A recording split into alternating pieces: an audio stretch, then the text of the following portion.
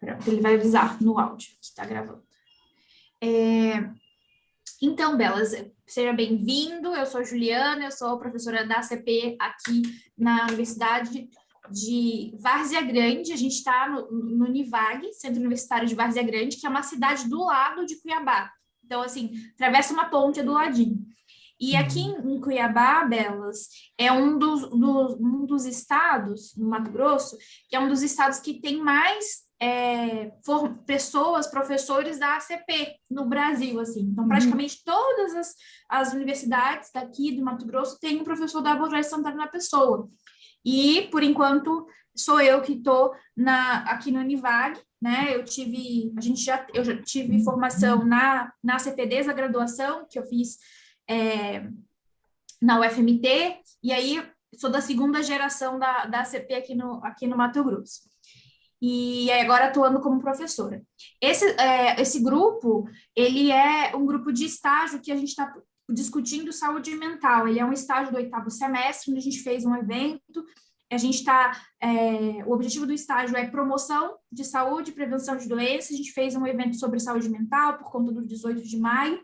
E aí a gente falou sobre algumas coisas de saúde mental especificamente, e eu lembrei dos seus textos, né, falando sobre a questão psiquiátrica, né, trabalho na saúde mental, e aí falei, vou com a cara e a coragem, vou pedir para que a gente conversar, né, a gente leu sobre os textos, sobre alguns textos que você tem, né, eu fiz fiz especialização clínica lá no Rio de Janeiro com a Márcia Tassinari, onde eu tive mais contato com seus textos, e a gente gostou muito do que você escreveu de uma maneira pessoal, e a gente queria que você compartilhasse um pouco, né, da sua experiência, né, para a gente conhecer um pouco mais desse trabalho mais específico, né, pensando a abordagem.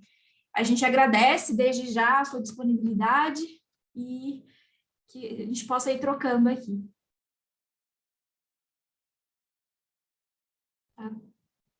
Tá com o som desligado.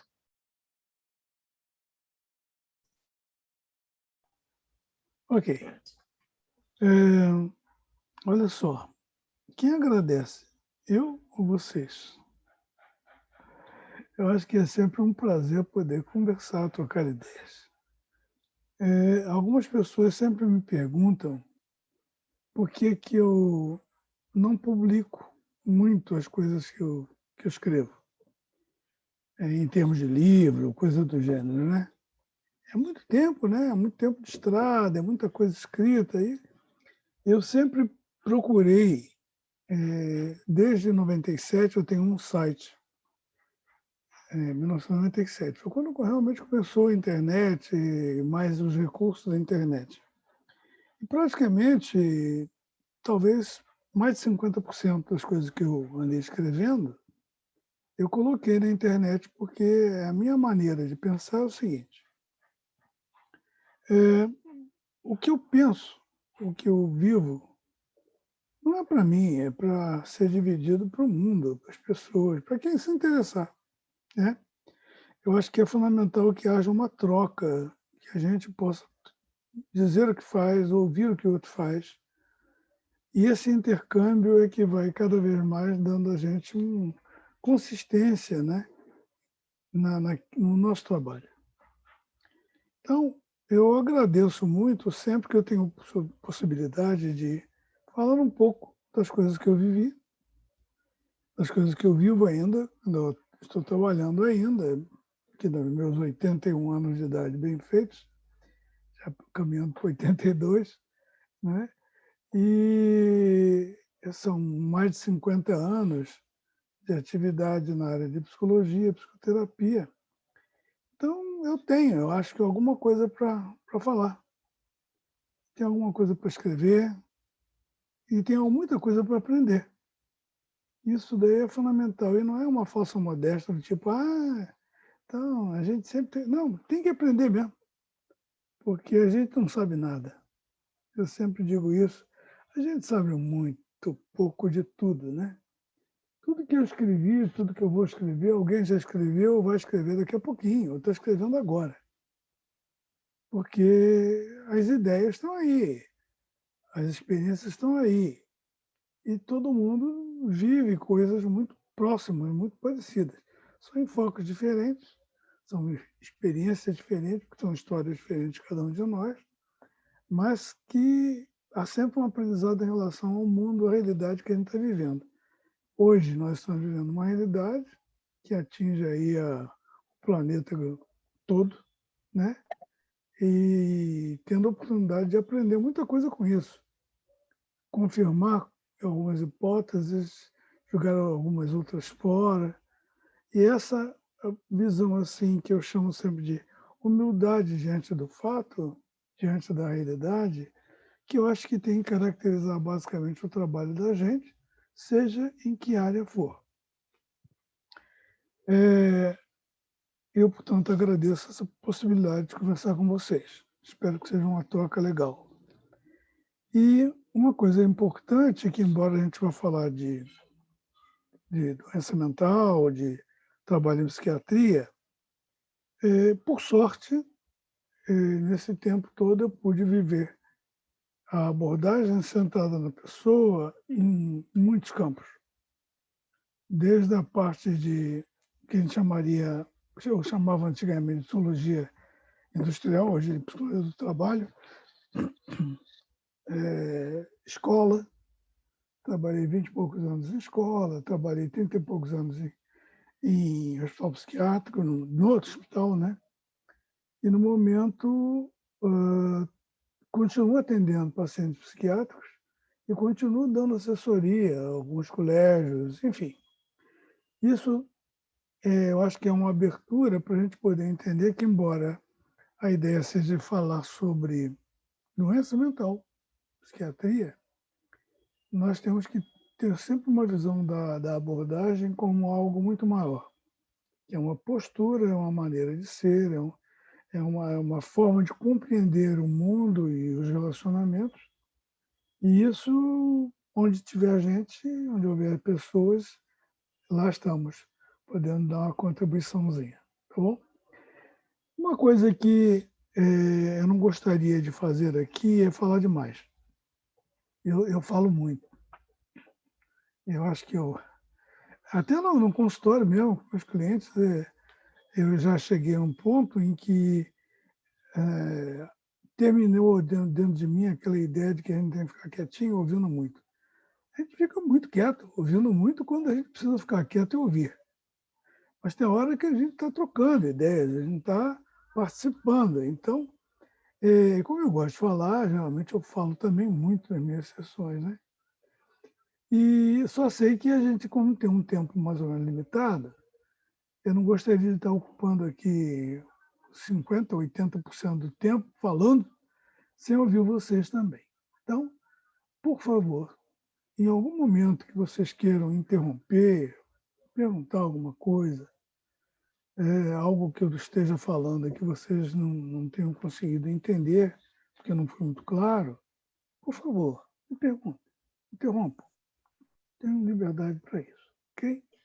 Ótimo. Bela, você pode se apresentar um pouquinho, assim, sobre como é que você chegou Posso, na CP, para o pessoal te conhecer um posso. pouco mais? O ACP, para mim, foi um encontro, né? Eu acho que todo mundo que vai acabar trabalhando mesmo, eu digo, profundamente com a ACP, é uma coisa muito interessante, é muito comum isso. Eu acho que é uma característica da abordagem. A abordagem, ela não vai trazer nada para você que você já não tenha. Ela vai ajudar você a descobrir o que você tem. Ou seja, muitas pessoas, eu tive muitos estagiários no hospital e uma coisa que eu notei foi que muitas pessoas chegavam porque queriam aprender sobre abordagem, sabia que naquela época, em 1971, 72, não existia lugar nenhum fazendo isso praticamente. Então, a descoberta de que no hospital existia isso fez com que as pessoas corressem para lá, mas chegavam lá, queriam fazer o estágio dentro da abordagem e saíram de lá psicanalistas. Entendeu? Porque não tinha nada a ver com a estrutura deles, com a maneira deles pensarem, de sentirem, aquilo que a gente está propondo como um trabalho dentro da abordagem. Bom, estou colocando isso porque, respondendo a sua pergunta, eu venho de uma família simples, com valores assim, muito definidos em termos de amizade, de relacionamento. Meus pais sempre tiveram muitos amigos, pessoas assim, muito chegadas a gente, que até hoje, mesmo eles já têm um partido daqui, até hoje, todas essas pessoas têm uma consideração muito grande comigo, com a minha família, os descendentes dos meus pais, né? Então, esse nível de relacionamento sempre foi muito profundo. Eu estudei, né, num colégio, numa época em que a gente também não era catequizado para ser isso ou aquilo. A gente estudava. Ou seja, eu pude desenvolver no meu colégio, onde eu estudei, as coisas que eu tinha aprendido em casa. E eu digo que o meu primeiro consultório foi um jardim que existia em frente ao meu colégio. Porque eu ali geralmente encontrava os meus amigos que queriam conversar comigo. Conversar, ouvir, né, falar. E a gente sentava no banco ali daquela praça, Praça da República, em Niterói, e ficávamos ali, às vezes, uma hora e pouco, e eles conversando sobre as dificuldades que eles tinham. Eu achava aquilo interessantíssimo. Eu gostava de ouvir as histórias que eles me contavam sobre eles. Eu, obviamente, estava longe de imaginar que um dia eu viria fazer psicologia ou coisa do gênero. Eu, como todo jovem na minha época, dos anos, nascido em 1940, a gente tinha poucas opções. Era psicologia, era medicina, era odontologia, engenharia, enfim, aquelas coisas clássicas, né, das faculdades. Não existia faculdade de psicologia, nada disso. Pensar em psicologia não era só um sonho mesmo. Uma coisa, um sonho não, era um delírio, né? Era uma coisa meio real, não existia. Bom, então o que acontece? Eu comecei a me preparar para fazer medicina, como todo jovem na minha época. E como não consegui passar no vestibular, no primeiro que eu fiz, porque eu perdi numa matéria que eu gostava mais, que era física, naquela época você fazia matéria por matéria, eu acabei caindo na faculdade de matemática e física, para poder provar a mim mesmo que eu sabia física e matemática. E comecei a estudar física e matemática. E, de repente, eu achei aquele negócio meio chato, muito árido, não tinha nada comigo. E, por coincidência, eu estava namorando uma garota muito bonitinha, muito interessante, e que queria fazer direito, e que não sabia nada de latim. Eu tinha estudado no colégio, que aprendia 4 anos de latim. Fui ensinar latim para ela. E acabei entrando na faculdade de Direito, depois de ter largado a matemática. Então, matemática, direito, etc. E nada, né? Estou longe ainda, longe da psicologia. E, de repente, fui estudar canto. Ia ser cantor de teatro municipal, eu com essa vozinha toda que eu tenho, você imagina. Nada a ver, né? Mas era sonho de adolescente, etc. E a minha professora disse assim: você tem que fazer uma orientação vocacional, rapaz. Você está muito perdido, você já fez matemática, fez física, direito, agora está fazendo contabilidade. Eu estava fazendo contabilidade, trabalhando em banco. Estou contando essa história porque ela é interessante, porque ela mostra um caminho. E o que aconteceu? Eu fui fazer essa orientação vocacional e conheci o professor Franco Lopresti Seminério, que foi presidente da Associação Brasileira de Psicologia, no ISOP, inclusive, ele trabalhava no ISOP, que disse assim para mim: Bela, por que você que gosta de música, você que gosta de matemática, você que gosta de física, você gosta desses negócios todos, e gosta de biologia beça, que eu queria fazer coisa ligada à biologia, por que você não vai fazer psicologia?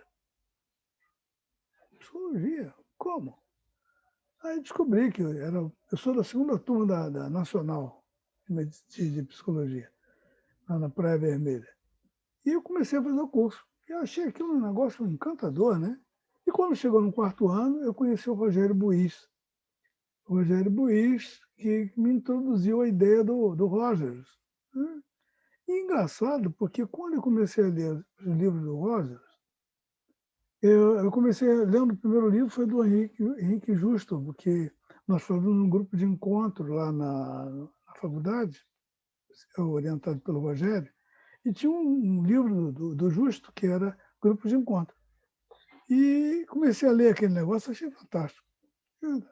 Mas o que eu achei fantástico em toda a leitura dos trabalhos, das ideias do Roger, é que elas coincidiam com a minha ideia, as minhas ideias. Ou seja, era uma semente que caía num terreno fértil. Imediatamente eu comecei a ler e não parei mais. E fui lendo tudo que tinha. Na época só tinha em espanhol, tinha praticamente nada em português, e tinha inglês, espanhol e francês.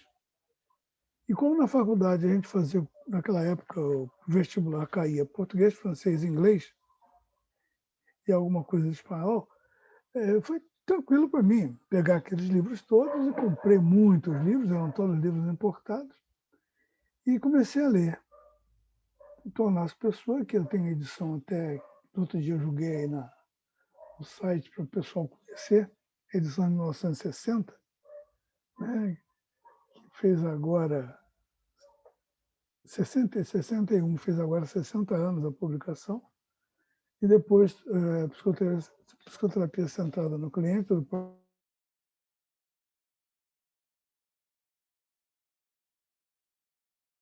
a leitura, eu acabo me formando, e o que acontece? Eu criei um grupo de estudos no consultório, que durou de 71 até 76, praticamente. E no meio do caminho disso aí, eu com o meu grupo, era um grupo formado de muitos profissionais.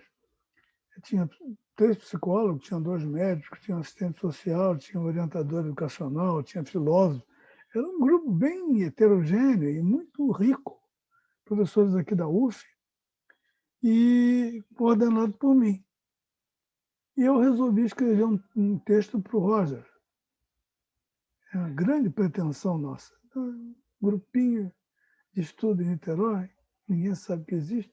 Vamos escrever para o Roger. Eu escrevi para o Roger, em La Jolla, Califórnia, e mandei para ele o texto, e ele depois respondeu, não somente respondeu o texto, como também mandou para a gente um material muito rico sobre as últimas publicações dele, isso em 1975. Né? E 75, logo em 77, ele veio ao Brasil, né? Veio em Arcozelo, e eu estive presente em Arcozelo, participei daquilo tudo. E não vou me alongar mais, porque essa história é longa, né? Se começar agora até 2021, é muito tempo. Mas só mostrando para vocês que o meu começo foi um começo bem começo. Começando daqueles livrinhos, e foi ganhando forma, ganhando forma. E os grupos de estudo que eu tive lá, grupo de estágio no hospital psiquiátrico, foram grupos que foram quase 2 décadas, orientando estagiários lá. E também foi muito importante, porque ali nós criamos revista de psicologia, enfim, foi um estudo que foi se aprofundando naturalmente. E mais, uma coisa curiosa, tem alguma pergunta mais para fazer? Antes que eu vá muito adiante. Alguma coisa eu pergunto? Alguém quer fazer uma pergunta, gente? Está conhecendo você ainda. Pois é, tá? Tudo bem. Posso continuar? Posso, né? Tá bom. Então, o que acontece? No hospital psiquiátrico, a gente encontrou, logo de cara, um problema seríssimo. Aliás, 2 problemas seríssimos. Um problema sério foi o fato de eu sou o primeiro psicólogo da Secretaria de Estado do Rio de Janeiro. Ou seja, eu era uma novidade, né? Embora eu estando lá no hospital desde 1967, como estagiário, eu fui efetivado para o Estado em 1972. Então, tinha assim, todo o recurso, vamos dizer assim, a carta branca, né, como profissional, para atuar ali, seguindo não o que o hospital quer, mas o que eu pudesse propor. E foi exatamente isso que aconteceu. Já em 1971, 72, eu comecei a criar grupos de estudo lá com o pessoal interno do hospital, fiz um trabalho de seleção e reorganização do pessoal do hospital, né? Começamos a fazer atendimentos, começamos a fazer estágio em psicologia, e eu era um psicólogo dentro do hospital psiquiátrico. Esse é o primeiro problema que eu encontrei, porque não existia, e o psicólogo, não sendo médico, caía numa arapuca muito grande, numa casa de lobos, né? Porque eu era uma ameaça, porque eu trazia um enfoque diferente para o trabalho com os pacientes. Por quê?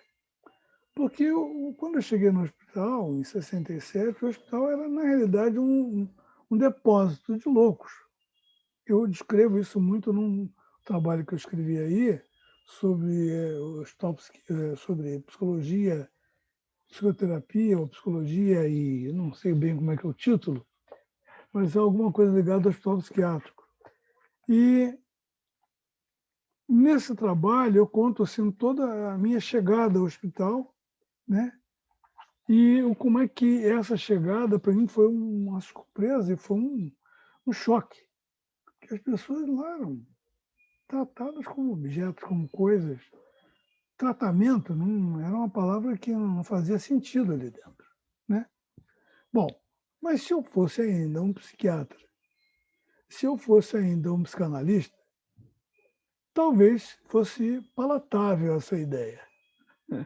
Mas eu não era nem psicanalista e nem era psiquiatra. Ou seja, eu era um intruso no meio daquela história toda. O que eu propunha era uma coisa tão ridícula, fazer um tratamento com paciente psiquiátrico. O paciente psiquiátrico ele é impermeável a qualquer psicoterapia. Assim se pensava naquela época. Então, era uma perda de tempo fazer qualquer encaminhamento para que eu atendesse, paciente que eu atendesse lá, de jeito nenhum. De tal forma que, no início, o que era aceitável dentro do hospital era o meu trabalho com os funcionários. E de que forma? Era um trabalho com os funcionários, mas não era qualquer trabalho, era um trabalho de seleção, de treinamento, qualquer coisa do gênero. Nada a nível psi mais profundo, vamos chamar assim, como eles consideravam na época. Mas então eu fiz isso. E fiz isso usando toda uma estratégia, todo um trabalho em grupos de encontro, sabe? Usando um trabalho de aconselhamento, aquele velho caminho que o Roger também tomou quando ele começou o trabalho dele em psicoterapia, né? Bom, a coisa foi caminhando e eu comecei a fazer um trabalho de assistência aos funcionários, aos familiares dos funcionários, tá? E à comunidade externa, criando um serviço de psicologia com estagiários, etc., e com trabalho de psicoterapia. Chegou um ponto em que nós atendemos num ano centenas de pessoas. E o fato de nós, da psicologia, eu e meus estagiários, atendemos centenas de pessoas, isso gerou uma reação muito interessante. Eu recebi uma carta que veio pelos Correios, uma carta em que alguém assinava lá como um colega, amigo, alguém do corpo clínico, que solicitava que eu interrompesse o meu trabalho no hospital, que eu parasse de atender. Tudo simplesmente isso. Só faltou vir dentro uma balazinha de revólver. Só faltou isso. Veio pelo correio, datilografada, etc. 2 laudas. Carta enorme. Eu tenho até hoje. Inclusive, eu coloco essa carta num dos livros meus. Eu entreguei a carta para o diretor e disse, olha, eles querem que eu pare, mas não vou parar, não. Se me acontecer alguma coisa, se eu morrer, vocês sabem que aconteceu alguma coisa a alguém aqui de dentro. Ponto. E continuei. Isso foi gerando uma percepção, eu acho que um reconhecimento, e um reconhecimento forçado, né, na marra, né, do trabalho da gente lá dentro e da abordagem. Por quê? Eles começaram a entender o que era abordagem. Eu dei curso para os médicos de lá sobre abordagem, à noite.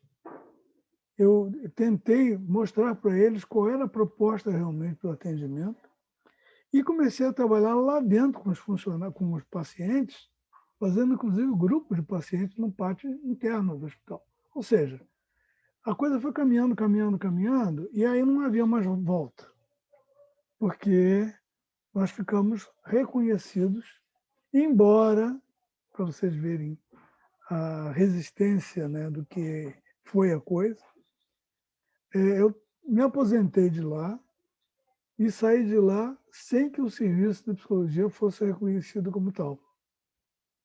Existia de fato, mas não existia de direito. Mas o importante, como eu falei no início da nossa conversa de hoje, que o mais importante foram as palestras, as ideias que a gente lançou, os livros que a gente publicou lá, as revistas, enfim, a ideia que passou a circular dentro do hospital de que o José Luiz Belas não era mais um maluco translocado, um psicólogo de Araque, mas um profissional que deu curso, que explicou o que queria fazer e conseguiu um resultado bem interessante, até com os pacientes psiquiátricos. E eu coloco até porque é aquele negócio, né? As pessoas, às vezes, veem o atendimento com paciente psiquiátrico como sendo uma coisa meio utópica. E eu tentei, de uma certa forma, redefinir o que é o trabalho com um paciente psiquiátrico, mostrando que se há uma doença incurável, e muitas vezes o nível que é realmente a gente sabe que não vai haver um retorno para uma forma de viver com a maioria das pessoas, mas que ele, como todo ser humano, ele é capaz de evoluir, ele é capaz de desenvolver um lado positivo dele, de tal forma que não somente ele possa viver melhor com ele, mas ele possa interagir de forma mais equilibrada e mais positiva, mais eficaz com o mundo que o cerca, né? Eu deixo isso claro também em alguns artigos meus que estão aí na internet, no meu site. Se alguém já leu, ou se ainda não leu, pode encontrar algumas coisas que eu falo a respeito. Pausa. A Kaliane quer fazer uma pergunta. Vai, então vamos lá. O que o senhor está citando desde o início, né, da sua carreira, Sim, o senhor teve desde o início da sua carreira é um comparativo do atualmente. Desde aquela época e até hoje tem esse preconceito que o psicólogo não tem o poder de curar, né, de ajudar no tratamento e tudo mais. Então a gente vê que isso é desde a época do início de tudo, né? Início do E ainda mundo. continua com esse preconceito atualmente. Desde o início do mundo. Né? Esse não é... Lembrando que a psicologia nasce em 62, o Belas formou em 71. Então, era né, o começo da psicologia como um todo. Né? Inclusive... Ainda vão ter muitos anos ainda para enfrentar ainda com esse preconceito. Principalmente agora com a pandemia, a área que vai mais precisar é a gente, da psicologia. Você sabe de uma coisa? O seu nome é Celiane, é isso? Kaliane. Kaliane, porque é um nome pequenininho, não estou enxergando bem. Faz parte da idade, os óculos não ajudam mais. É o seguinte, olha só. Eu acho que a gente, como eu falei ainda há pouco, talvez caiba a nós, né, ajudar a reverem isso. Por quê? Nós, às vezes, lutamos por uma equiparação com outros profissionais. Nós não temos que fazer equiparação com ninguém. nós somos um profissional com características muito específicas. Então, quando o médico tem essa resistência, ele tenta comparar a gente com o médico, ou seja, ele não é médico. Claro, eu não sou médico, nem pretendo ser na minha função. Mas eu tenho uma contribuição para dar e que também não é uma contribuição do tipo médico. Percebe? Então, o que acontece? Tem um texto meu que eu falo sobre a questão da cura. O que é a cura? O que espera? Deixo isso bem claro lá. Quando diz assim, não, o psicólogo vai fazer uma terapia. A palavra terapia já é infelicíssima, porque a terapia ela vai entrar no rol das palavras já muito castigadas, já muito comprometidas, que é tratar no sentido médico, como no sentido da fisioterapia, ou seja, a pessoa está doente, está com um problema, eu vou tirar dela esse problema. Isso já é uma questão muito séria para a gente. Por quê? Eu não vou tirar o paciente de nenhum problema dele. Não é minha função. Principalmente se eu estiver trabalhando dentro de uma abordagem centrada na pessoa. Quando eu digo isso, as pessoas dizem, mas então qual é a função? Eu acho que a função não é eu tirar a cura, tirar a doença. Eu ajudar a pessoa, se for possível, que ela compreenda a doença dela. Que ela, por compreender a doença dela, ela possa encontrar alternativas para ela viver melhor com a doença dela. Olha só. Então não adiantou. Não, não. Se uma pessoa tem medo de, sei lá, de avião, ela andar de avião não quer dizer que ela já não tem mais medo de avião, não. Ela pode ter medo de avião.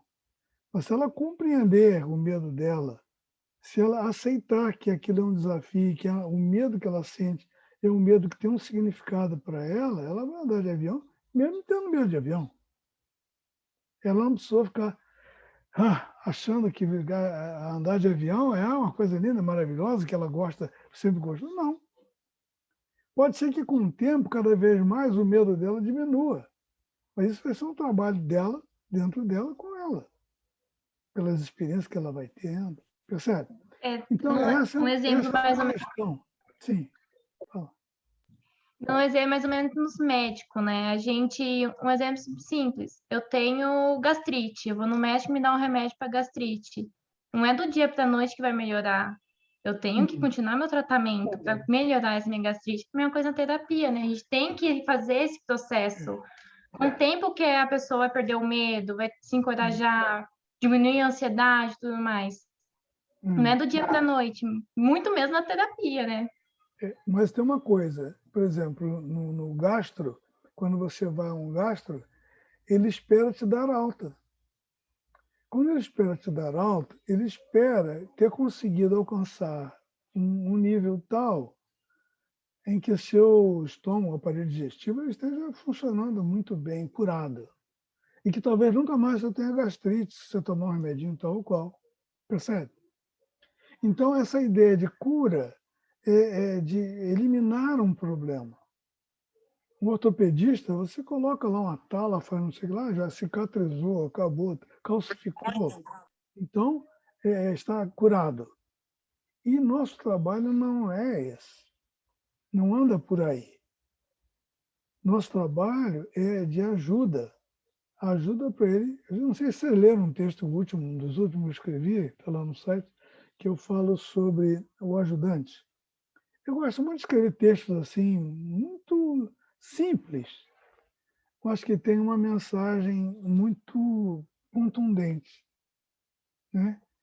Quando eu falo do ajudante, que nós somos ajudantes de caminhoneiro, né? Ou seja, o, o cliente é o dono do caminhão, ele tem a carga toda, é dele, não tem nada a ver com aquele caminhão, né? Tá dentro da carroceria, todo protegido, enfim. Mas está desarrumado, ele quer que eu ajude a arrumar. Eu só entro ali para ajudá-lo a carregar para lá e para cá e botar as coisas no lugar conforme ele quer. Eu posso dar umas dicas ou outras mostrando que talvez seja melhor assim. Se ele concordar, ele vai fazer, como eu falei, ou não. Mas o importante é que ele chegue um momento que ele diga assim, tá bom, tá do jeito que tá razoável, pelo menos. E agora ele segue o caminho dele pela estrada fora, que é o caminho dele, o caminhão dele, ele vai dirigir como ele quiser, é ele, é a autonomia dele. Percebe? A Alessandra quer falar uma pergunta. Quem? Alessandra. Alessandra, está no cantinho. Fala, Boa Alessandra. tarde, Boa tudo tarde. bem? Tudo bem. Eu gostaria de saber do senhor como que era a atuação multiprofissional no contexto ali do hospital psiquiátrico. Se na época que o senhor atuava lá, se existia essa troca de saberes entre os profissionais, tanto da enfermagem como psicologia, todos, né, os profissionais ali envolvidos, se isso existia no tempo que o senhor trabalhava lá, e como que o senhor vê essa atuação hoje dentro da CP, na atualidade? Pois é, não existia não. Não existia não, e hoje ainda é difícil a gente ver isso acontecendo. Embora muitas pessoas ainda falem, vamos trabalhar em equipe multidisciplinar, é muito complicado. É complicado porque, de um modo geral, as administrações hospitalares, os serviços hospitalares, eles são muito centrados em especialidades. É muito raro a gente encontrar um lugar que se proponha, de fato, a fazer um trabalho em equipe. Na época do hospital psiquiátrico lá de Jurujuba, você imagina, era muito pior do que é hoje. Que hoje ainda se tem consciência da necessidade disso. Pelo menos, teoricamente, a gente fala muito, etc, etc. Mas por quê? A gente tem que dispor de um tempo para reunir, um tempo para trocar ideias, um tempo para estudar os casos. E o que a gente vê na maioria das vezes são grupos que estão muito interessados em andar correndo e entrar ali, daqui a pouquinho já sair, já ir para outro lugar. E são poucas instituições que criam condições para isso. Por exemplo, eu estava falando de colégio, de hospital, mas vamos falar de colégio. Eu trabalhei 23 anos num colégio. Esse ano eu comecei a trabalhar no outro, solicitado pela direção para fazer um trabalho lá, mas veio a pandemia e a gente acabou interrompendo, infelizmente. Mas o que eu quero dizer com isso? O colégio onde eu trabalhei era um colégio da Fundação Brasileira de Educação, o Centro Educacional de Niterói. Para minha felicidade, para minha alegria, o Centro Educacional de Niterói era um colégio experimental e tinha na direção uma equipe muito boa de pedagogos, estudiosos, de pessoas assim muito interessadas em criar uma educação nova. Então, eu pude fazer vários trabalhos na escola com equipes, não só de funcionários em determinados setores, por exemplo, fiz um coral eu fiz um coral, olha só, coral de ajudantes, de cozinheiros. Trabalhavam na cozinha, no refeitório. Foi gravado. Foi um negócio legal, final de ano, uma festa final de ano.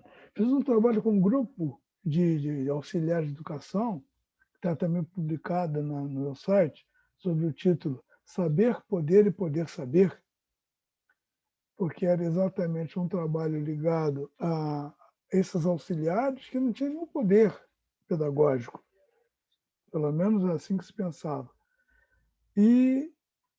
Mas eu percebia que eles tinham uma ação, uma participação profundamente pedagógica e importantíssima dentro da escola. Então, o que eu fiz? Eu propus à escola fazer um grupo com esses funcionários. E eles desenvolveram uma percepção deles como sendo capazes, como tendo também uma contribuição enorme para dar para a escola, a nível de primeiro segmento, segundo segmento, ensino médio, enfim. E foi muito legal. Mas o que eu quero dizer com isso é que vai depender da instituição. Naquela época não existia, hoje ainda não existe, salvo em algumas empresas que descobriram e que realmente acreditam que fazer um trabalho em equipe perde-se, aspas, tempo, mas ganha-se muito tempo e muita coisa com isso. Ok? Não sei se te respondi. O meu trabalho lá, como falei no início, foi, já que não podia, já era complicado fazer um trabalho a nível de psicoterapia, no início do início. Então, partia para esse lado, trabalhar com os funcionários, fazer grupo de estudo com os psiquiatras, fazer grupo. Eu propunha. De repente, eu precisei de enfermeiros, até que, no final, quando surgiram também os trabalhos de grupos operativos, que foi uma grande metodologia que surgiu, etc., nos anos 80, que começou, então, o hospital a reunir mais seus funcionários para fazer um trabalho de preparação da equipe. Né? Mas isso ainda é muito difícil da gente ver funcionando legal mesmo. E a questão, assim, da sua relação com os pacientes, assim, como era? Psiquiátricos? Você trabalhava a partir da relação, tinha recursos, outros, como era? Olha, uma das coisas básicas para mim no hospital, que me fez crescer muito no sentido de conhecer essa área, foi o fato de eu ter estagiários. Os estagiários ensinam muito a gente. Por quê? Quanto mais dúvidas eles têm, mais eu tenho que procurar entender as dúvidas deles e abro, para mim também, muitas questões que eu tenho que entender, estudar, etc, etc. Então, existem algumas passagens assim minhas com meus estagiários que me levam muito a pensar como é que é importante essa troca. Por exemplo, numa das reuniões nossas, eu falei para os meus estagiários: eu quero fazer aqui uma aposta com vocês. Eu quero apostar o seguinte: se nós controlarmos duas variáveis e essas duas variáveis forem aplicáveis ou aplicadas num grupo de pessoas, vai surgir ali um movimento terapêutico. E eles ficaram assim: mas como? Que variáveis são essas? Ele disse assim: tempo e espaço. Como assim? Então, eu lancei para eles uma proposta que foi muito interessante. O hospital tinha um pátio enorme, coberto, da aula masculina e da aula feminina. Então, nós preferimos trabalhar na aula masculina porque estavam mais próximos de nós. Eu e uma estagiária minha, combinei com ela: vamos fazer o seguinte: toda terça-feira, de 9 às 10, nós vamos pura e simplesmente lá para aquele pátio e vamos sentar no chão. Só fazer isso. Tempo e espaço. Estamos ali na terça-feira, de 9 às 10. E não vamos fazer nada mais. Só isso. Vamos ficar ali. Fizemos isso. Íamos para lá, sentávamos no chão, eu distante dela, não era assim, do lado, não. Distante dela. Nós dois sentávamos ali. E o que foi acontecendo gradativamente? Os pacientes que circulavam por ali viam a gente sentado no chão, vinha um, sentava do lado. Daqui a pouquinho vinha outro, sentava do lado. Daqui a pouquinho nós tínhamos uma roda. Se formava a roda naturalmente. E ali nós continuávamos. Só isso. Aos poucos, nós íamos para lá, fomos levando algum material, tipo assim, papel, lápis, lapiseira, E eles começaram também a trazer, lá da TO. No final, nós tínhamos um grupo que tinha mais de 15 pessoas, um grupo regular, que durou mais de 6 meses. E só parou porque a gente foi encerrando. E o mais interessante nessa experiência foram dois fatos importantíssimos para nós, que me levam a uma outra questão. Se vocês deixarem, eu fico aqui até amanhã falando, que é muita história, hein? Bom, que é o seguinte, nós tínhamos nesse grupo 2 pacientes. O que eles tinham de especial em relação aos demais? Também eram esquizofrênicos, eram psicose maníaco-depressiva, enfim, naquela época chamava assim, né? E tinha um que ele era praticamente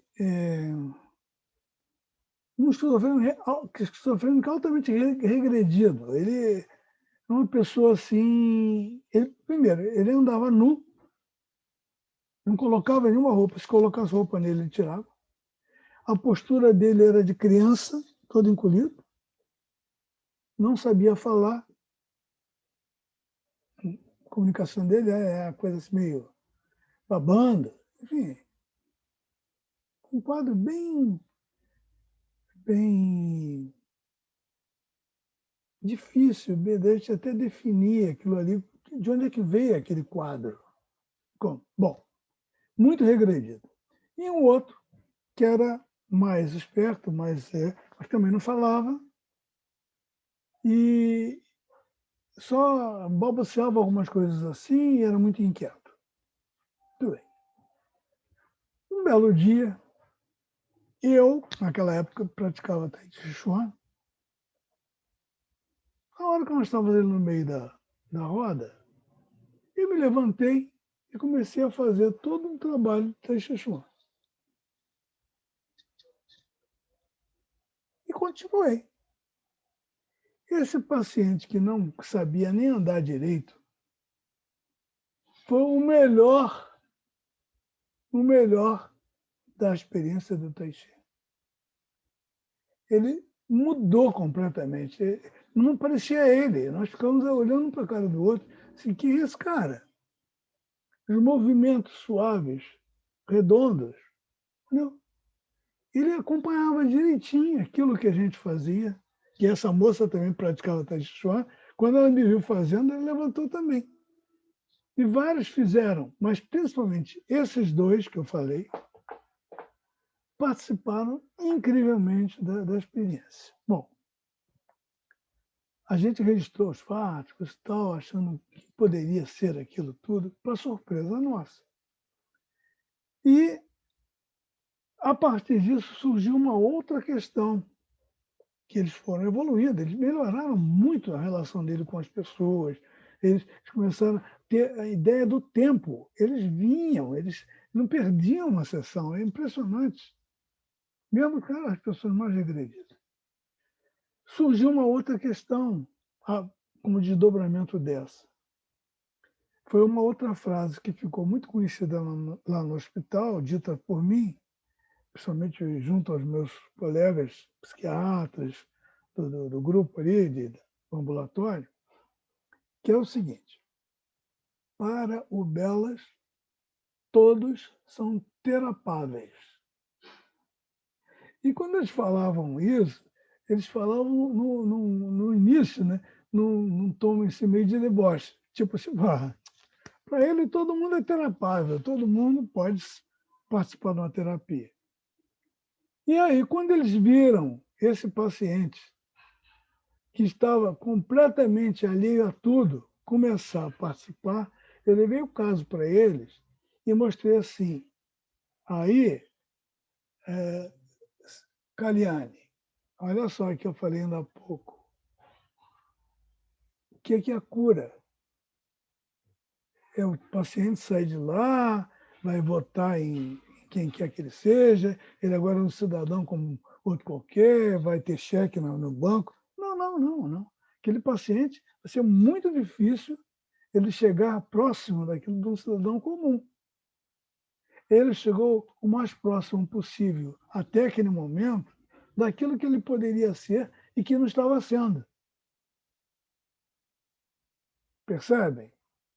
Então, todas as pessoas, todas, sem exceção, elas têm o potencial para desenvolver o seu potencial. Isso aí é uma das coisas básicas daquilo que a abordagem ensinou. O organismo, ele tem um movimento de crescimento, desde que você dê condições a eles para que isso aconteça. E aí eu tiro o chapéu para o Rogers, obviamente, porque o danadinho do homem ele conseguiu sintetizar isso em poucas coisas. A empatia, a consideração positiva e a congruência. Todo o resto vem daí. Essas são as bases da coisa. E fazer isso acontecer, que é o nosso grande desafio, entendeu? É o nosso grande desafio, porque não é uma coisa intelectual. Essas condições não é algo que a gente aprenda no livro ou porque alguém falou. É alguma coisa que a gente tem que batalhar para conhecer, entender e compreender mesmo, para poder isso ser uma coisa natural na relação da gente com o outro. Chega também, porque senão eu vou falar demais. Puxando o gatilho que você estava falando, Sr. Melas, sobre todo mundo ser mutável para uma terapia. Então, eu vejo que tudo pode ser uma terapia, né? Eu não tenho abordagem ainda, mas eu gosto da terapia com animais. Eu já fiz um estágio até com a Alessandra. Foi uma coisa incrível para a gente achou que teve mudanças nas pessoas lá, nos idosos, que a gente fez com idosos. Então, eu vejo que tudo pode tornar uma terapia.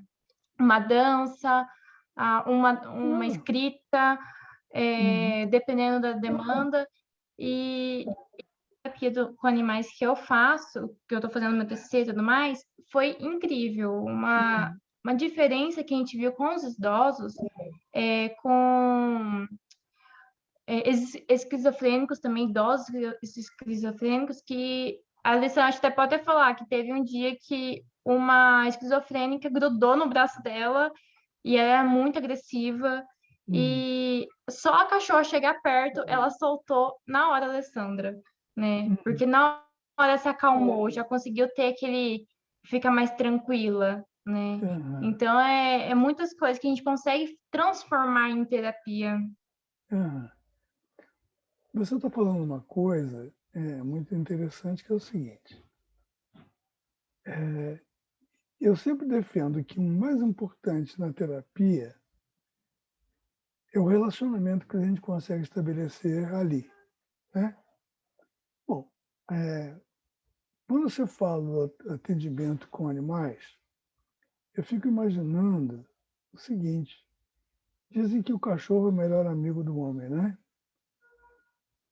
Às vezes morde a gente, mas ele é o melhor amigo do homem. Porque diz que o cachorro ele não pede nada, troca, ele está ali, ele é amigo seu, você chega, ele está sempre animado, ele não critica você, ele não dá bronca a você, né? Ou seja, ele consegue estabelecer uma relação, diferentemente da relação entre duas pessoas humanas, claro, mas que tem um tom que pode ser profundamente terapêutico para uma pessoa. Se ela não tem esse relacionamento, se ela não encontra esse relacionamento em outros relacionamentos, esse nível de relacionamento em outros, pode ser que ela encontre ali. Então, terapias, eu costumo dizer assim, olha, acredito em todas as terapias, todas.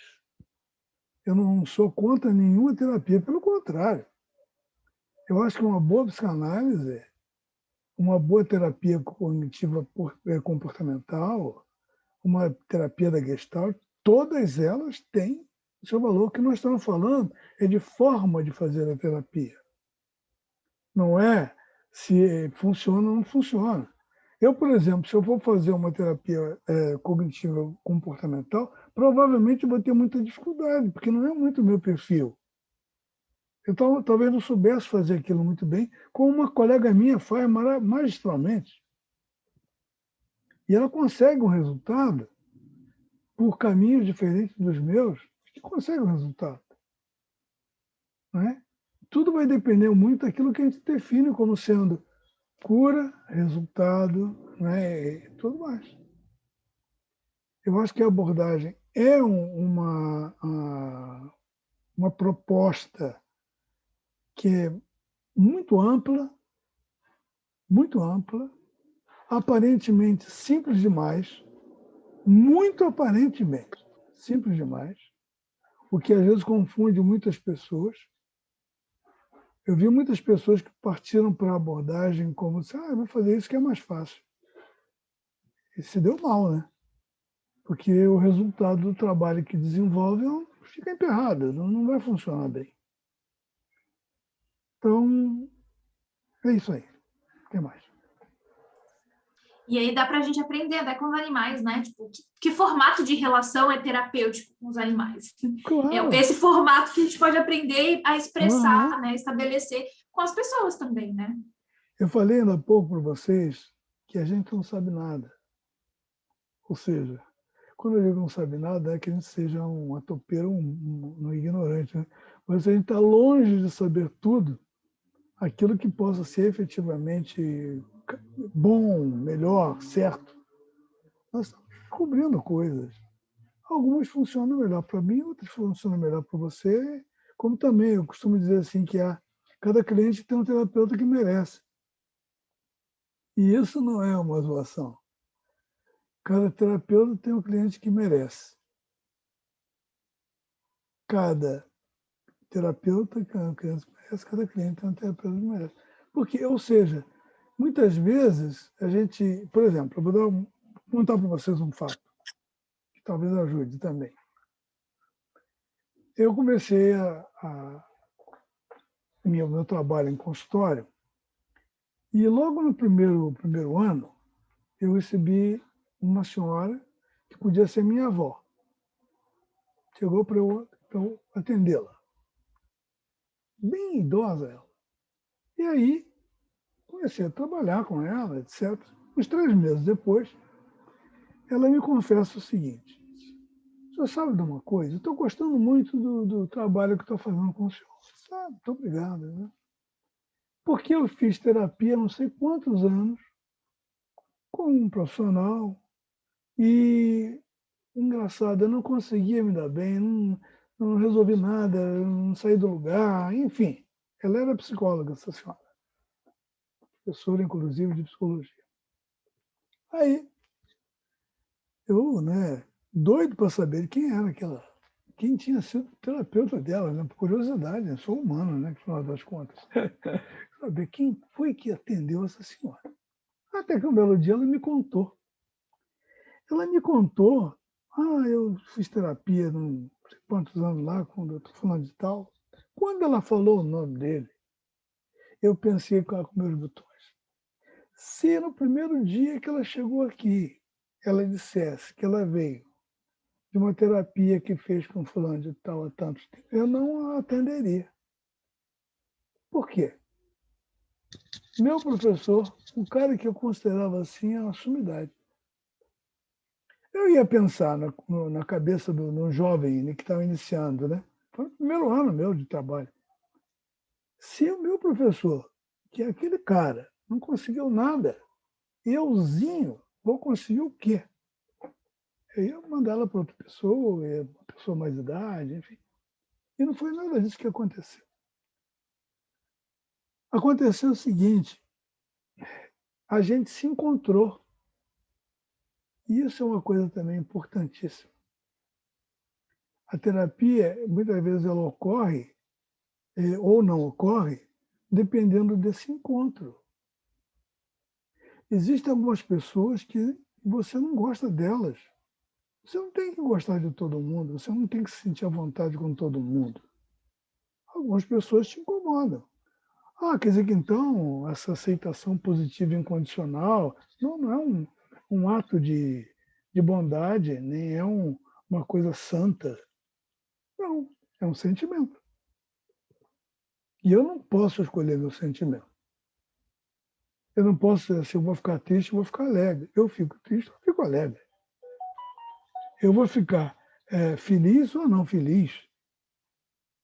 Então, se o cliente chega e realmente tem uma dificuldade grande, não bateu, provavelmente vai haver uma dificuldade aí no processo.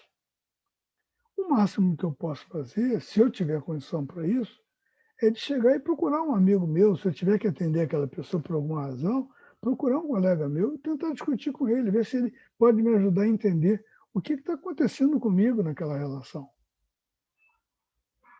Isso acontece sempre? Não, não.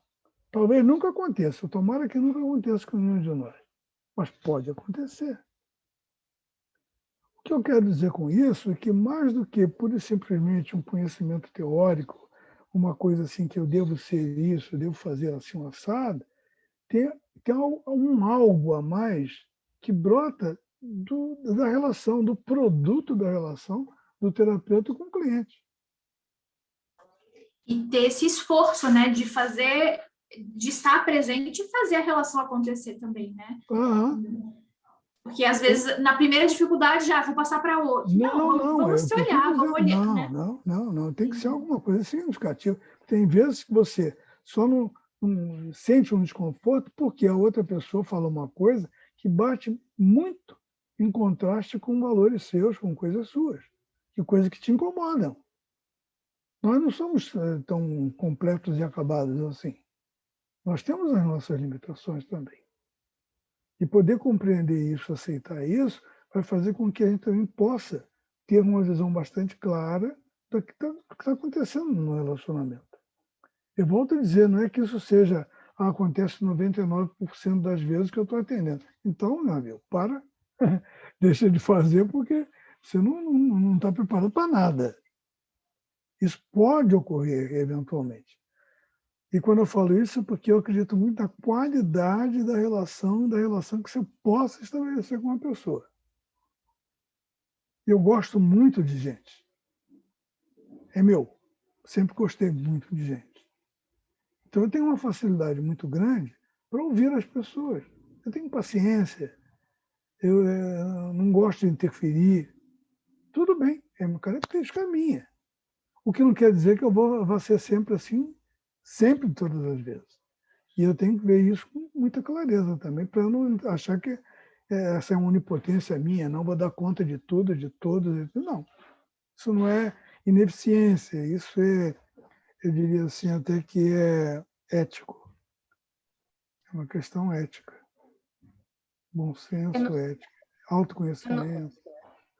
Sim. Eu não sei se é somente eu vejo isso, mas eu vejo que para se ser um psicólogo, a gente tem que ser, pelo menos ser empático com o outro, porque a gente, como vai cuidar do outro se a gente não consegue olhar para o outro, né? Então, para ter uma eficiência na nossa terapia e tudo mais, tem que ter isso, é essencial. Então, sem isso, não adianta nem estar fazendo psicologia, nem adianta ser psicólogo, né? Até na vida pessoal, eu acho. Até na vida pessoal, a pessoa teria que ter pelo menos um pouco disso. É. E meio que Sim. puxando o que o senhor estava falando É. antes sobre as demandas de abordagem e tudo mais, eu acho que muitos aqui também, quando estava no início, a gente não sabia o que a escolha, ainda não sabemos ainda, lógico que são experiências, a gente está ainda lendo, estudando, tentando se encontrar na psicologia, mas eu, particularmente, no início, eu peguei a psicanálise, coisa que ninguém queria, que achava o bicho de sete cabeças, e eu me apaixonei pela psicanálise e hoje em dia eu vejo assim, olha, minha paixão pode ser mudada. Eu estou mudando com o processo da psicologia na faculdade. Ainda tem um ano para mim mudar, para minha escolha, para mim aprofundar, para ver o que realmente eu quero, né? Então, eu acho que isso também na vida profissional, a gente com o tempo, mesmo que a gente não se dá bem com essa abordagem, a gente pode mudar, né? A gente não precisa ficar a vida inteira nisso, até saber se vai dar certo. Claro, você está falando uma coisa que eu, às vezes, em algumas palestras, assim, eu tenho falado para o pessoal. Olha, nenhuma postura radical é boa. E nada. Ser radical é ver metade da história. É só ver um lado. Ah, bom, então a gente tem que saber de tudo. isso não é que a gente tem que saber de tudo, talvez a gente tenha que ser bem informado em muitas coisas. Por quê? Por exemplo, o meu curso de psicologia na UFRJ foi numa época onde a psicanálise era o máximo. Tanto que eu só fui conhecer o Roger no último segundo do segundo tempo, na prorrogação. Foi no último período. O resto era psicanálise mesmo. Psicanálise, como falei ainda há pouco, com professores de alto nível de psicanálise. Porque na época que eu estudei, todos os professores eram catedráticos. Olha só, a gente não tinha aula com monitor, praticamente. Todos eles eram doutores, doutores e doutores, e que formação em Harvard, formação na França, em Sorbonne, 500 mil lugares. Porque a nacional sempre foi considerada assim, a nata. Era a nacional e era a PUC do Rio de Janeiro. Né? O que eu quero dizer com isso é que, na realidade, eu conhecia psicanálise muito, estudei muito psicanálise, eu tenho as coleções completas do Freud em inglês, em português, tudo. Mas, como eu falei também ainda há pouco, o que houve foi um encontro meu com a abordagem. Mesmo tendo estudado aquilo tudo, eu me identifiquei com aquele modo de trabalhar, com aquela proposta. O que não inviabiliza e que nem anula, nem desqualifica a psicanálise, de jeito nenhum. Agora, te diria mais, que todos os conhecimentos que eu pude ter da psicanálise durante meu curso de 5 anos me ajudou muito para compreender a abordagem. Foi um contraponto. Você só conhece o claro quando você conhece o escuro. Sem classificar o claro como bom, o escuro como ruim, ou o contrário. Mas quando você tem paradigmas, você tem balizamentos que colocam você num espectro maior de um conhecimento. Então, eu tive a aula da Gestalt com o professor Antônio Gomes Pena, que na época era assim considerado o papa da Gestalt. Tem o pessoal que trabalhava com Melanie Klein. Pô, legal, tudo isso e muito mais, as leituras todas que a gente vai fazendo ao longo do tempo, não anulam aquilo que é a base interna de cada um de nós. E descobrir essa base interna que eu vejo sempre como sendo o objetivo da gente. Não é ser psicanalista, ser isso ou ser aquilo, não. É ser um profissional, ter um jeito seu de ser. Eu acho que nesse ponto o Roger foi muito feliz quando ele coloca, né, como um jeito de ser. É um jeito de ser rogeriano, é um jeito de ser freudiano, é um jeito de ser que encaixa você com a teoria. Percebe? E em relação à psiquiatria, é a mesma coisa. O trabalho com a psiquiatria, com um paciente psiquiátrico, quando eu digo que todos são terapáveis, porque dentro da abordagem centrada na pessoa, é possível você trabalhar com qualquer paciente. Com a psicanálise, é difícil você tratar com qualquer paciente, porque exige de você uma série de condições do paciente. Como é que ele vai entender a interpretação? Como é que ele precisa? Se ele tiver um déficit. Eu me lembro que eu atendi há pouco tempo um paciente, agora estou escrevendo sobre um outro, depois eu mando para vocês o texto, com síndromes raras. Síndromes raras. A gente sai da área da psiquiatria em si, mas na área médica de questões endocrinológicas, por exemplo. Tive um paciente com síndrome de Wilson, um garoto de 15 anos. E estou atendendo agora um jovem que tem uma síndrome raríssima, que é de Bardet-Biedl. Pouca gente conhece essa síndrome. Pouquíssimos. Médicos, colegas meus não conhecem isso. O que acontece? Um rapaz de 23 anos que está ficando cego. Nasceu com polidactilia, nasceu com problemas cardíacos, problemas renais, obeso. que você faz com uma pessoa assim quando você quer ajudar essa pessoa em psicoterapia? Vai interpretar a questão dela, do pai, da mãe, das figuras prototípicas materno-paterno? Não vai funcionar, porque não tem nada a ver. Agora, dentro da abordagem, quando você pega essa pessoa, está com ela, se coloca disponível para ela, para ouvir toda a dor que ela carrega, porque é real. Não é brincadeira, né? Faz de conta que ele vai ficar cego. Não. Ele está ficando a cada dia, é progressiva a cegueira. O cara que adora ler, adora cinema, e ele sofre com isso. Cada vez ele consegue menos. O que você vai falar para ele? Não vai falar, não. Você vai ouvir muito. Você vai sofrer com ele isso. Literalmente. E eu digo assim, quando você sofre com ele isso, e aí entra a questão da empatia que você colocou, mas não somente a empatia, mas que você se permite sofrer com ele aquilo, que é uma outra coisa da congruência. Quando você percebe que você não vai poder mudar o universo dele, porque o universo dele é aquele. Por mais que você queira ajudar, ele vai continuar naquele processo. Não há o que agradar, não há o que incentivar, não há nada. O que acontece quando você faz esse acompanhamento? Uma coisa fantástica, emocionante. Sabe o que é? Ele começa a perceber o que ele é.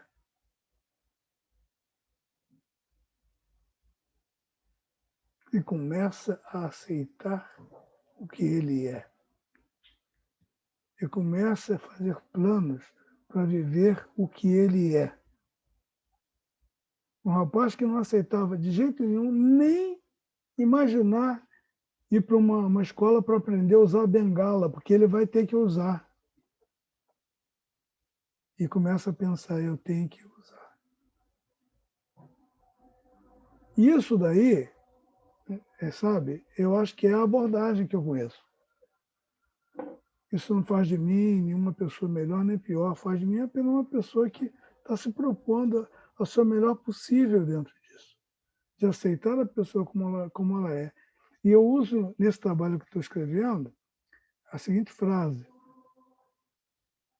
você só constrói uma parede de pedras com pedra.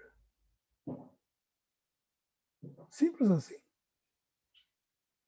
Quando você começa a negar que você vai fazer uma parede de pedra, ou se enganar que está fazendo uma parede de pedra, mas está usando tijolo, você chega no final da construção e você não construiu nada. Porque a sua parede de pedra não é de pedra, é de tijolo. Em outras palavras, a realidade se impõe. Eu não posso negar a realidade. Só que aceitar a realidade, às vezes, é tão doído, tão difícil, que eu preciso que alguém esteja comigo. E aí, nessa hora, sabe o que acontece? Como eu também escrevo lá. É como se uma pessoa tivesse medo do escuro. Só que você está com ela, do lado dela, e ela arrisca andar no escuro, porque ela sabe que tem alguém com ela.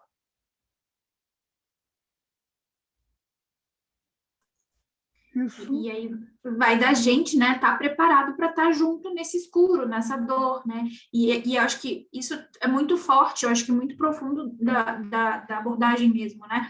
Porque a gente não foca na cura, porque senão a gente vai ficar frustrado e não conseguir ajudar. Mas eu estou fazendo a ajuda, estou sendo a relação, né? Vivenciando isso. E que é muito desafiador ao mesmo tempo, mas muito profundo também, né? Muito terapêutico. Eu digo assim, para você, quando falo no atendimento psicótico, né, voltando aí à questão que a gente está permeando aí, vai e vem, questão da psicose, eu digo o seguinte: você, para tratar um maluco, você tem que ficar maluco. Você tem que ficar maluco. Eu tenho um paciente que ele é esquizofrênico, sabe, é uma pessoa assim, delirante mesmo, já há muito tempo, está com 40 anos ele. E um dia ele falou assim para mim: doutor, o senhor é meu clone?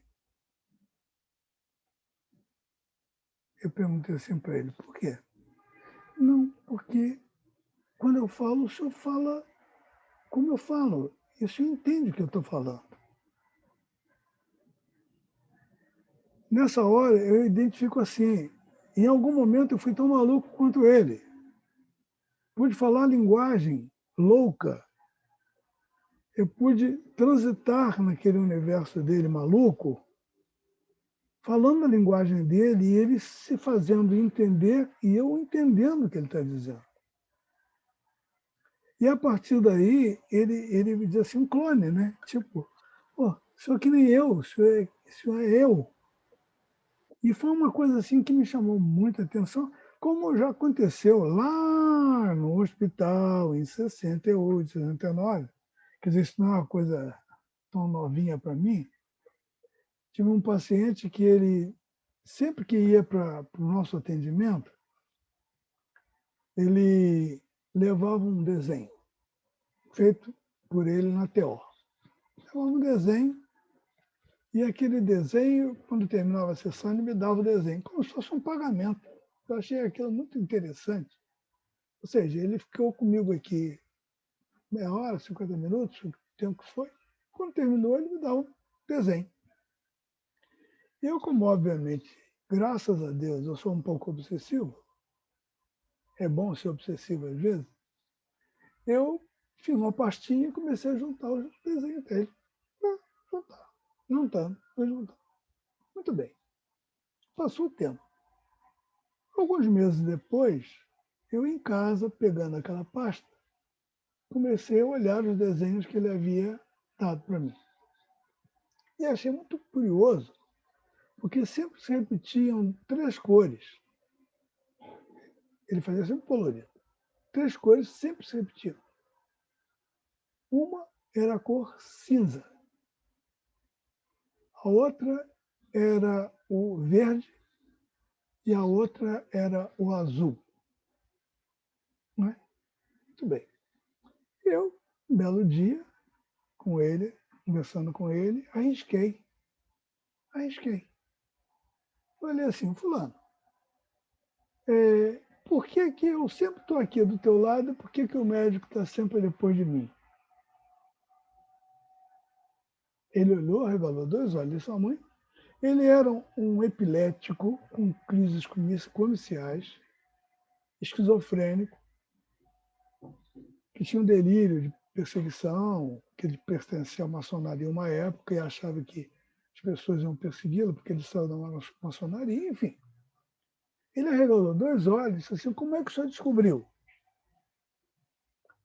Eu falei assim, porque você fez essas barras todas aqui, e o cinza era o hospital, porque as paredes eram pintadas de cinza. O verde era o médico, que é a cor do médico. E o azul, ele descobriu que era a minha cor do psicólogo, porque eu sempre tinha um jaleco azul, que eu não usava o jaleco branco, era azul. Ele disse assim, então, o que eu estou fazendo aqui no meio, entre o médico e você? Aí ele me falou apenas o seguinte, o senhor só conversa comigo, o médico é quem me dá remédio.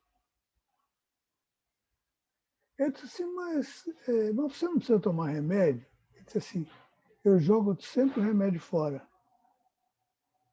Porque o remédio, o médico me deu e esse médico eu soube que ele é da maçonaria também. Então, ele está querendo me dar o remédio para, olha só, para enferrujar as moléculas de ferro que tem no sangue do meu cérebro. Porque os remédios são substâncias químicas. E substâncias químicas enferrujam as outras substâncias. Ele criou um delírio, né? E então eu, como só conversava com ele, não dava o remédio, eu era o que o protegia. O médico era o que estava querendo caçá-lo. Aí eu conversando com ele, explicando para ele que eu não achava que era bem isso, não. Nós todos estávamos lá tentando ajudá-lo e gostaria que ele pudesse fazer uma experiência. Se ele passasse a tomar os remédios, ele veria se as crises que ele tinha, ataque epilético, ele tinha todo cortado, a língua dele cortada, porque era uma coisa terrível. E aí, provavelmente vão passar essas suas crises. Quem sabe? Você não confia em mim? Então, tá bem. Então, eu confio nesse médico. Vamos ver se ele é assim. Ele começou a tomar o remédio. Em 2 semanas ele não tinha mais crise nenhuma. Aí ele começou também a aceitar a medicação, começou a ver que... Percebe? Então, tudo isso, essas expressões, tudo isso que você vai recolhendo, tudo isso que você pode lançar a mão, sempre visando compreender esse mundo interno do paciente. Porque é ele que vai determinar tudo. Quando você compreende, você se sente acompanhado e seguro. Porque alguém compreendeu, alguém entendeu, alguém está ao lado dele. Percebe? Faz sentido para vocês? Faz muito emocionante isso. Para terminar, Alessandra?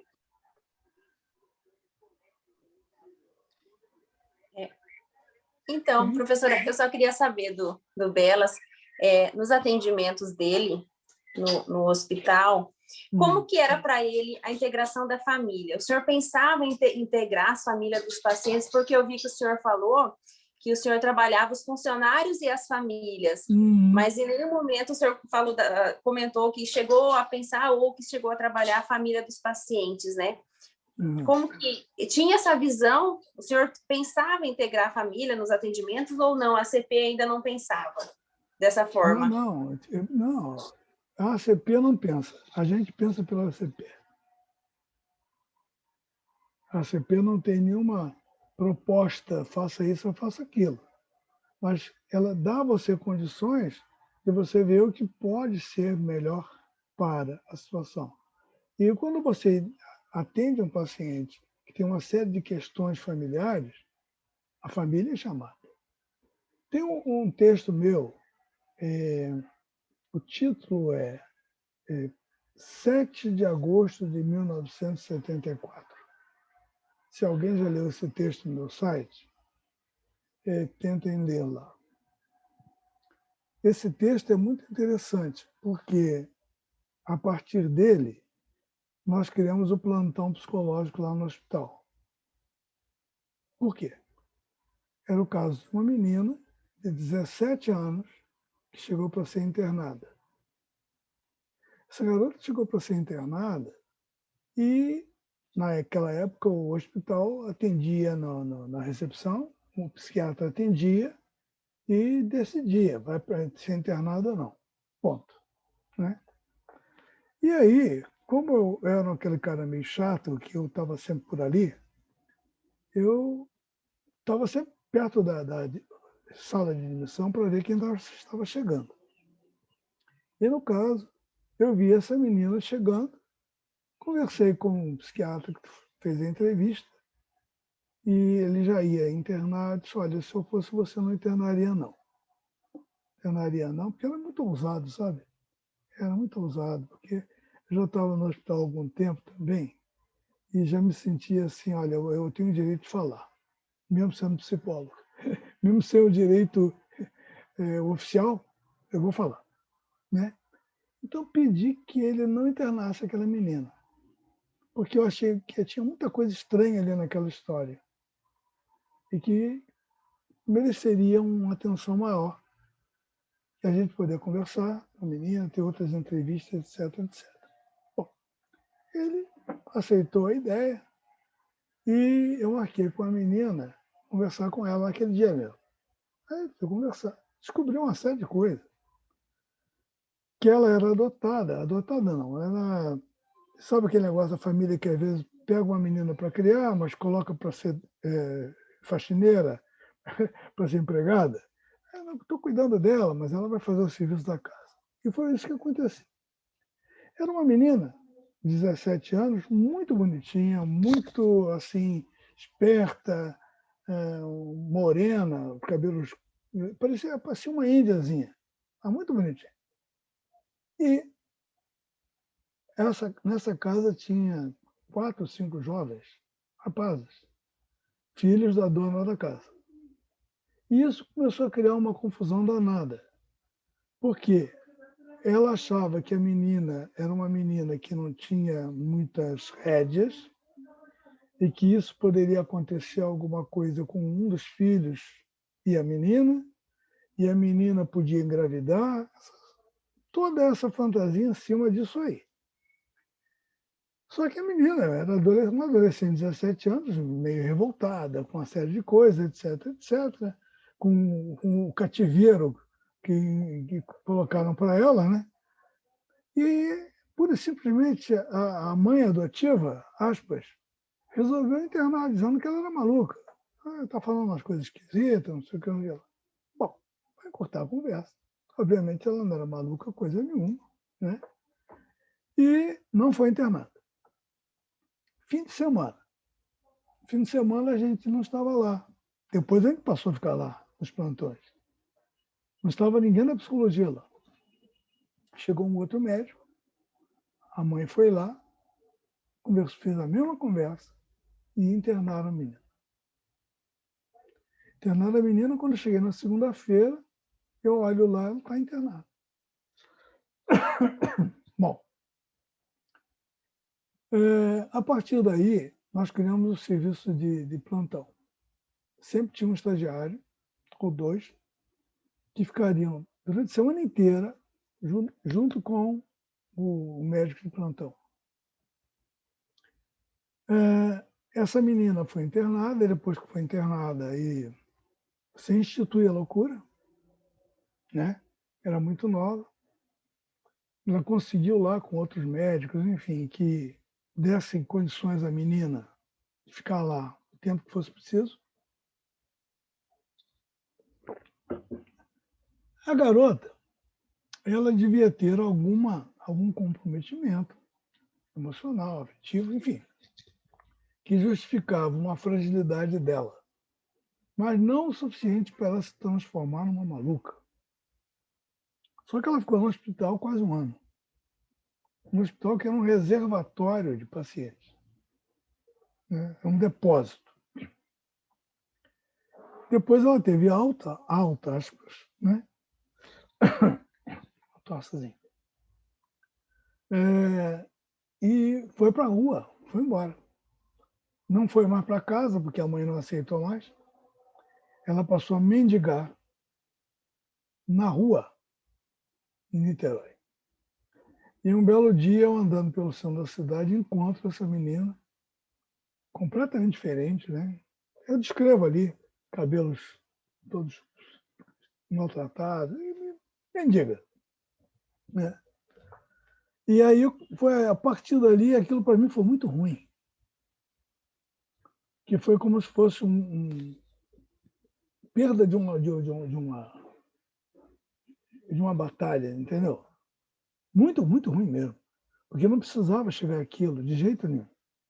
Mas naquela época, a gente ainda não tinha força, foi logo no início, força suficiente para tirar a menina dali. Foi instituído.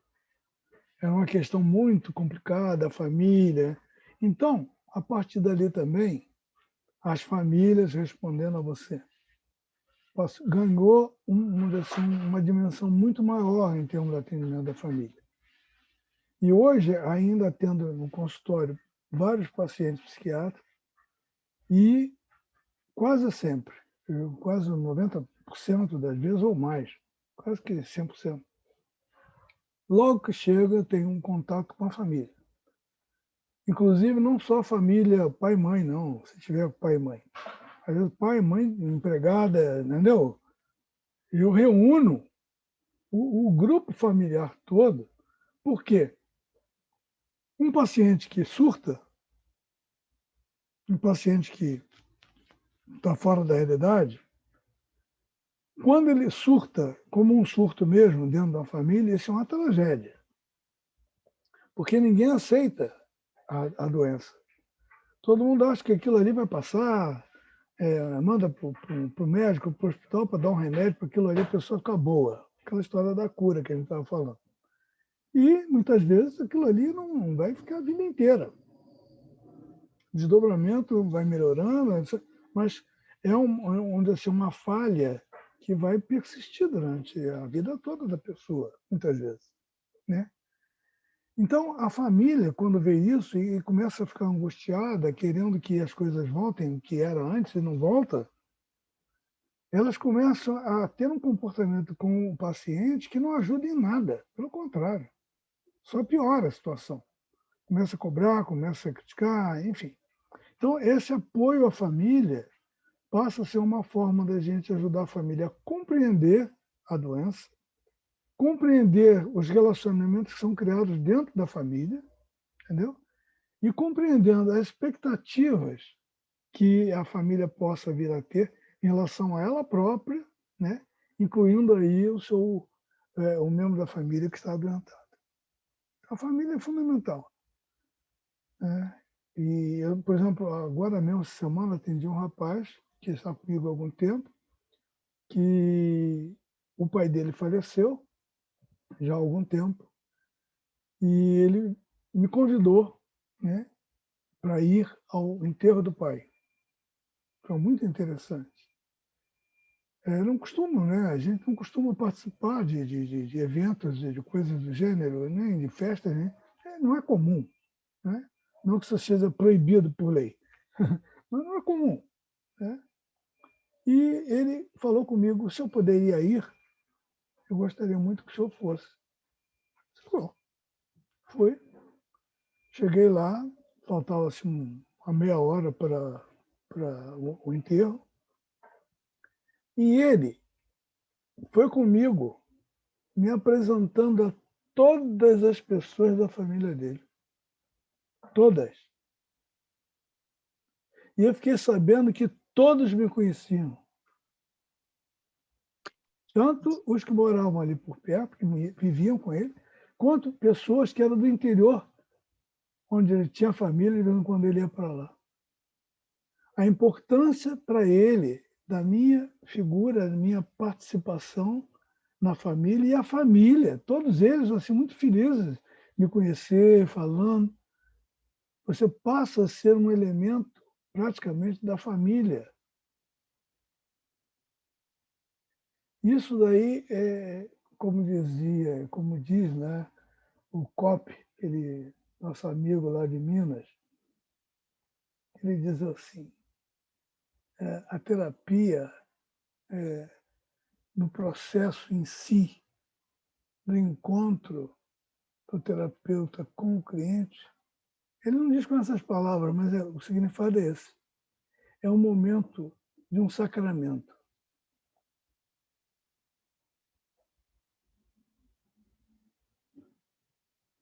É uma coisa sagrada. Sem colocar nisso religiões. Mas entendendo o sagrado como sendo uma coisa, sabe, muito humana, muito de perto, muito de integração. Como costumo dizer também, você só se faz humano com outro humano. Quem disse isso não fui eu, não. Foi um filósofo aí, que agora me escapa. A gente só se torna humano no contato com o humano. Se a gente for criado por macaco, a gente vira Tarzan. Não é? Ou seja, a gente perde a característica humana, porque falta o humano. A gente vai desenvolver potenciais da gente, mas como ser humano, em relacionamento e tudo, não, a gente perde. Então, Eu o acho momento assim que terapêutico é esse. Sim. eu acho que o nosso principal meio no início, né, de um sofrimento é a rede de apoio, né? É a família. Então, eu pude trabalhar isso no plantão psicológico que eu fiz na clínica da faculdade Legal. semana passada, de mostrar para a paciente que eu atendi a importância da rede de apoio dela, da família dela. Ela tinha questões de luto, né, que estavam trazendo muito sofrimento para ela, e assim, a pontuar a importância da rede de apoio dela foi uma coisa assim que teve destaque no atendimento e entrou também como intervenção para o caso dela. É isso aí. Belas, nosso horário está acabando. A gente queria te agradecer muito. Fica aí o convite para outros encontros, que foi muito rico te escutar, né? Muito obrigada por compartilhar. A gente queria ficar aqui horas. Vamos combinar outras vezes, porque é muito bacana ouvir da experiência, realmente, né? Vai fazendo um sentido novo. E muito obrigada pela sua participação, pelas suas trocas, que a gente continue conversando e trocando aí. Muito obrigada. Tá bom, eu agradeço a vocês também, a todo mundo que participou. E se vocês precisarem de alguma coisa, se quiserem algum documento, se quiserem se comunicar comigo, ou pelo WhatsApp, ou pelo meu Instagram, eu prefiro, às vezes, que se comuniquem, pelo menos dando um toque assim, pelo WhatsApp, porque é onde eu vejo mais. Tem também o link do meu Gmail, Site? José Belas Gmail com José Belas, tudo junto, Belas com L só, José Belas, @gmail.com. E aí, também mandando para lá alguma coisa, perguntando, enfim, eu gosto muito dessa troca aí, é um prazer muito grande. Vocês viram que eu gosto de falar, né? Então, tá bem? Foi muito bom. E a gente adora ouvir também. Somos dois, então, eu também gosto de falar. Altas dúvidas que aparecendo com as experiências é importante. Que legal. Isso aí. Muito obrigada, Belas. Nada. Quando quiserem, então. Obrigada. Muito obrigada. Um abração. Obrigada. Eu saio, vocês Abraço. saem. Obrigada, valeu. Se você puder Muito sair, a gente obrigada. agradece, porque a gente vai falar sobre a avaliação do estágio. Tá bom, então tá bom. Muito obrigada. Muito Então, um obrigada. abraço. Tchau, tchau.